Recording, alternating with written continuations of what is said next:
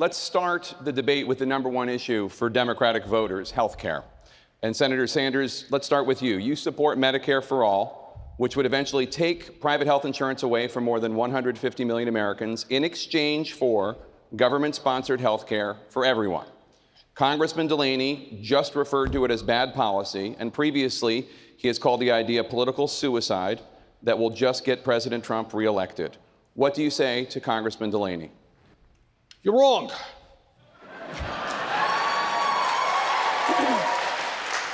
Right now, we have a dysfunctional healthcare system, 87 million uninsured or underinsured, $500,000 Americans every year going bankrupt because of medical bills, 30,000 people dying while the healthcare industry makes tens of billions of dollars in profit. 5 minutes away from here, John, is a country. It's called Canada. They guarantee health care to every man, woman, and child as a human right. They spend half of what we spend. And by the way, when you end up in a hospital in Canada, you come out with no bill at all. Health care is a human right, not a privilege. I believe that. I will fight for that. Thank you, Senator Sanders. Congressman Delaney? Well, I'm right about this. We can create a universal health care system to give everyone basic health care for free, and I have a proposal to do it. But we don't have to go around and be the party of subtraction and telling half the country who has private health insurance that their health insurance is illegal. My dad, the union electrician, loved the health care he got from the IBEW. He would never want someone to take that away. Half of Medicare beneficiaries now have Medicare Advantage, which is private insurance, or supplemental plans. It's also bad policy. It'll underfund the industry. Many hospitals will close, and it's bad policy. Senator Sanders, my name was also mentioned in this. We're going to come to you in 1 second, but let me go to Senator Sanders right now. Senator Sanders? The fact of the matter is, tens of millions of people lose their health insurance every single year when they change jobs, when their employer changes that insurance. If you want stability in the healthcare system, if you want a system which gives you freedom of choice with regard to doctor or hospital, which is a system which will not bankrupt you, the answer is to get rid of the profiteering of the drug companies and the insurance companies, move to Medicare for all. But now he's talking about a different issue. What I'm talking about is really simple. We should deal with the tragedy of being uninsured and give everyone health care as a right. But why do we got to be the party of taking something away from people? No one is the party. That's what they're running on. They're running on telling half the country that your health insurance is illegal. It says it right in the bill. All right, thank you. We don't have to do that. We can give everyone health care and allow people to have choice. That's the American way. Look, thank you, Congressman. Senator Warren? So look, let's be clear about this. We are the Democrats. We are not about trying to take away health care from anyone. That's what the Republicans are trying to do. And we should stop using Republican talking points in order to talk with each other about how to best provide that health care.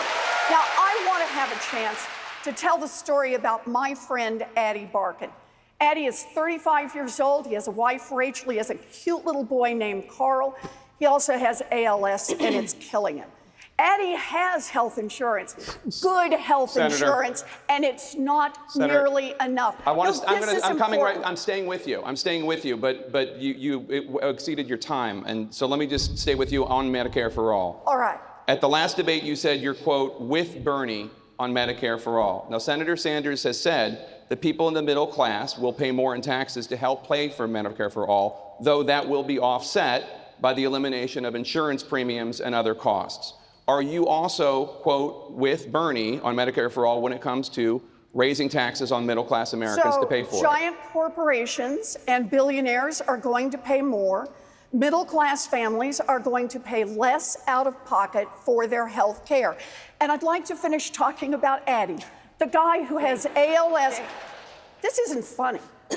This is somebody who has health insurance and is dying. And every month, he has about $9,000 in medical bills that his insurance company won't cover. His wife, Rachel, is on the phone for hours and hours and hours begging the insurance company, please cover what the doctors say he needs. He talks about what it's like to go online with thousands of other people to beg friends, family, and strangers for money so he can cover his medical expenses. The basic profit model of an insurance company is taking as much money as you can in premiums and pay out as little as possible in health care coverage. That is not working for Americans across this country. Thank you, Senator. Medicare for All will fix that, and that's why I'll fight for it. Thank you, Senator. Just a point of clarification in 15 extra seconds. Would you raise taxes on the middle class to pay for Medicare for All, offset obviously by the elimination of insurance premiums? Yes or no? Costs will go up for billionaires and go up for corporations. For middle-class families, total costs will go down. Governor Bullock, I want to bring you in. You do not support Medicare for All. How do you respond to Senator Warren? No, healthcare is so personal to all of us. Never forget when my 12-year-old son had a heart attack within 24 hours of his life. Had to be life-flighted to Salt Lake City. But because we had good insurance, he's here with me tonight. At the end of the day, I'm not going to support any plan that rips away quality health care from individuals. This is an example of wish list economics. It used to be just Republicans who wanted to repeal and replace. Now many Democrats do as well. We can get there with a public option, negotiating drug prices, ending. Thank you, Governor Bullock. I want to bring in Mayor Buttigieg on the topic of whether or not the middle class should pay higher taxes in exchange for guaranteed health care and the elimination of insurance premiums. How do you respond, Mayor? So we don't have to stand up here speculating about whether the public option will be better than, or a Medicare for All environment will be better than the corporate options. We can put it to the test.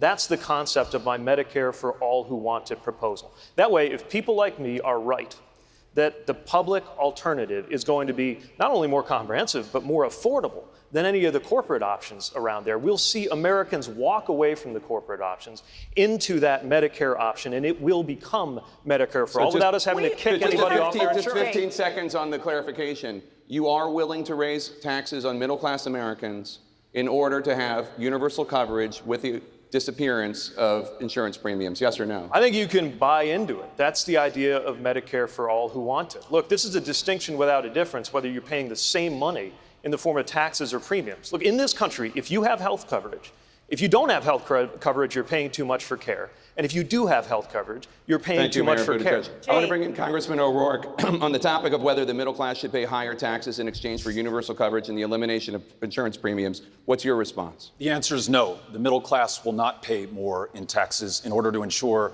that every American is guaranteed world-class health care. I think we're being offered a false choice. Some who want to improve the Affordable Care Act at the margins, others who want a Medicare for All program that will force people off of private insurance. I have a better path. Medicare for America. Everyone who's uninsured is enrolled in Medicare tomorrow. Those who are insufficiently insured are enrolled in Medicare. Just to 15 seconds. And those who have employer-sponsored insurance. Jake, this is important. Who's offering a false choice here? You have some. Governor Bullock, who said that we will improve the Affordable Care Act at the margins with a public option. You have others to my right who are talking about taking away people's choice for the private insurance they have, or members of unions. I was listening to D. Taylor in Nevada. His members count the health care you're offering a false choice, sir. Congressman, not at all. You know, it took us decades and false starts to get the Affordable Care Act. So let's actually build on it. A public option, allowing anyone to buy in. You know, we pay more for prescription drugs than any place actually in the world. We got nothing to show for it. Negotiate prescription drug prices. Enterprise medical billing. That's the way that we can get there without disrupting the lives of 160 million people Congressman that O'Rourke, like their employer-sponsored health insurance. Congressman O'Rourke, every estimate that I've seen of expanding ACA, even through a public option, still leaves millions of people uninsured, and also means that people are not guaranteed the health care that they need. As the example that Senator Warren showed us, our plan ensures that everyone is enrolled in Medicare or can keep their employer-sponsored insurance. When we listen to the American people, and this is what they want us to do, they want everyone covered, but they want to be able to maintain choice, and our plan does that.